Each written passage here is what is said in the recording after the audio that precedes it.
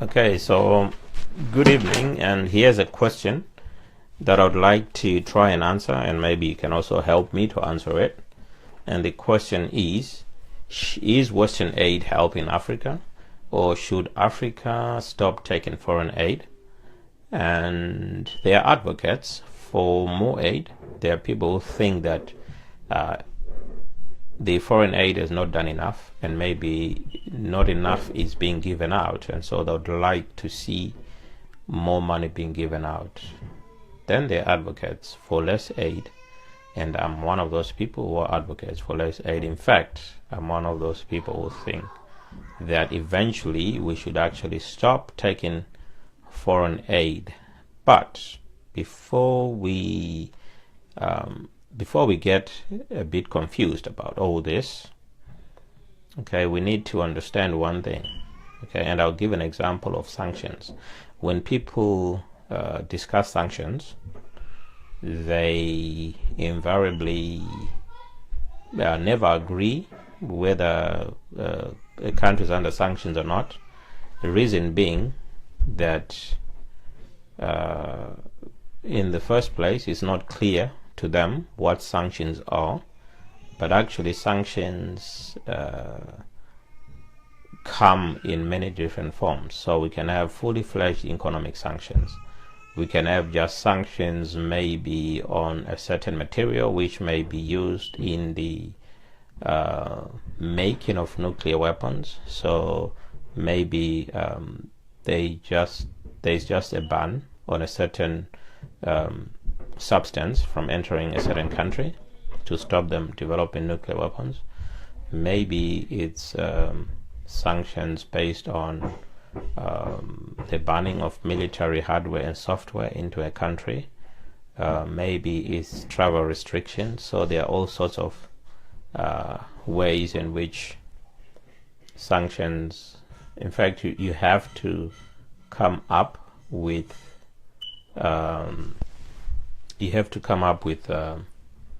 with a definition of exactly what you're talking about.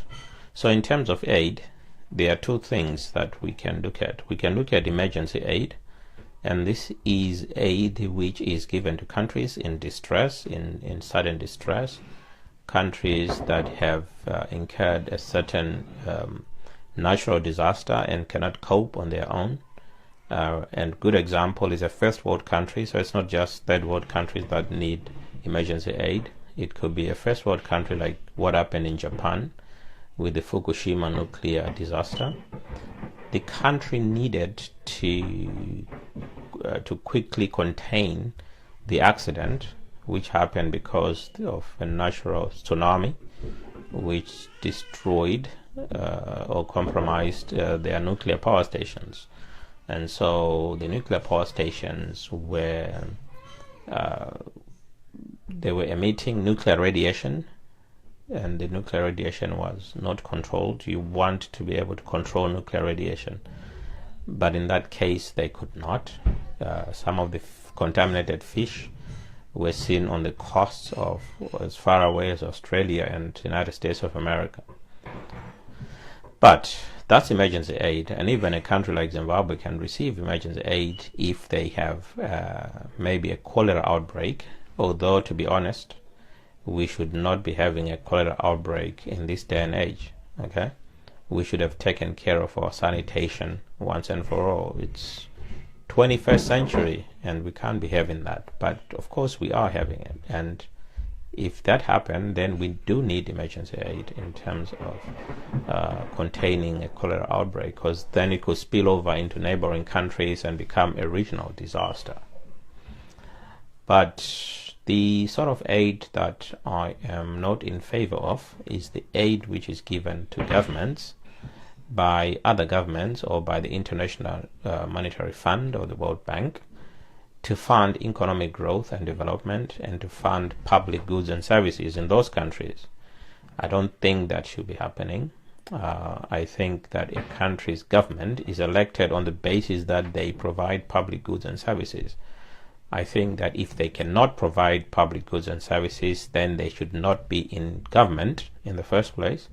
They should let someone else in who can who can fund, who can collect taxes, because some of it is just failure of a robust taxation system, and also failure of providing employment for a middle class, which is then able to pay taxes, and which taxes are then able to fund public goods and services like payment of civil servants and building of dams, maintenance of roads, and etc., etc. So if that is not happening, then that government should not be in power in the first place. You cannot expect Western taxpayers to be paying your civil servants, because at some point, if there's an issue between the countries or between the donors, and those money stop coming in, then you will not be able to pay your civil servants.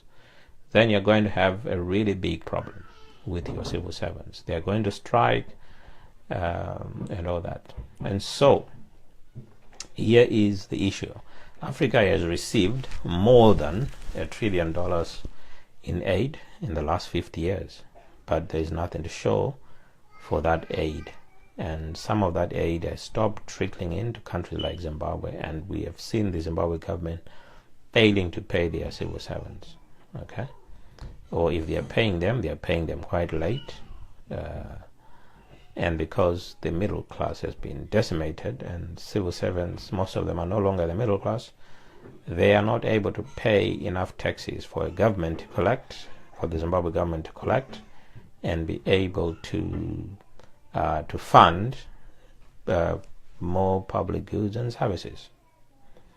So it seems that economic aid is only benefiting the political elites who have failed to hand over power. And how can you hand over power if you know that the only way that you can sustain yourself is through that foreign aid coming in, and also abusing the state natural resources, instead of natural resources being exported and benefiting the local people, it's benefiting just the few families who are in government.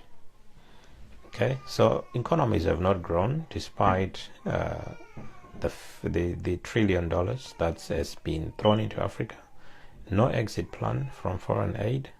So we've not had a plan of how we're going to live, and also we have not explored other forms of funding, and I think it's too late for that now. We should now be thinking of creating our own capital. In the case of Zimbabwe, for example, we need to think about how we create our own capital, and we need to think about how to create our own money, because we don't have any money.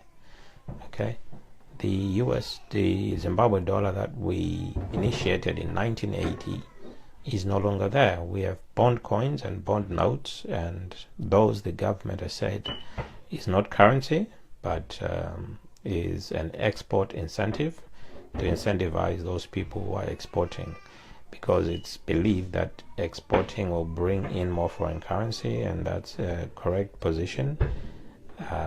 And that foreign currency will be able to pay off the debt.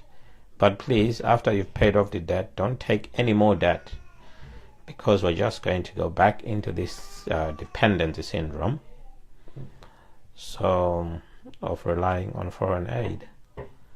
So emergency aid, yes, but government to government aid and blueprints and all that, we need an exit plan. Okay, we need to stop doing that, get an exit plan, and then try to build our own economies. So that's it. I just wanted to say a few things on how Western aid is not really helping Africa, and why we should stop relying on foreign aid to look after our own civil servants, to build our own economies, to build our own capital, and to create our own money. Thank you for listening.